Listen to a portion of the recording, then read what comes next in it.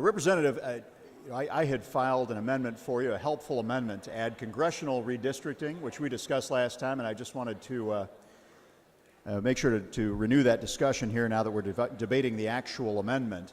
And why is it that we did not include congressional redistricting with this particular amendment proposal? It was something we considered, but I didn't think it was necessary because once, assuming this passes, we could always, by statute, put it in to the same commission as we wished. And as you may know, the independent maps didn't have that either. Right. And the reason for independent maps was because the Supreme Court had not acted in the case involving the state of Arizona, which actually allowed an independent commission to draw congressional maps. So there was an issue with the U.S. Constitution.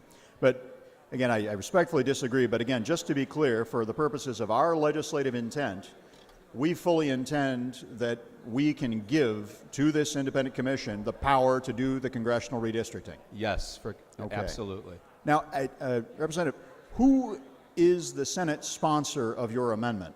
Presently, it's the president. The President of the Senate. Yes. Have you had Not any... the United States. He was here earlier. Okay, right. Unless he'd like to come back and guest star as a senator again.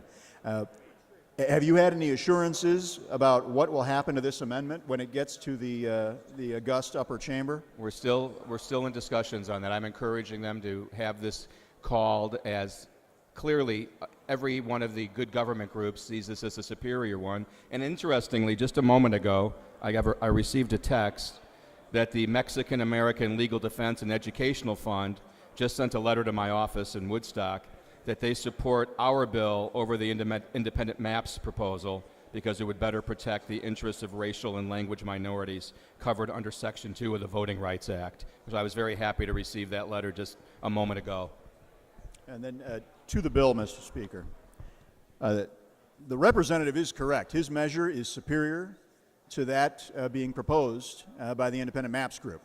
That is in part due to the constraints placed on citizens trying desperately to force changes on this body. And so he is not bound by those constraints. And really, I hope that we and that those who are involved in the Senate side would take the example of the state of Ohio and others, where the legislature, having been shamed by the people of the state, finally took action themselves.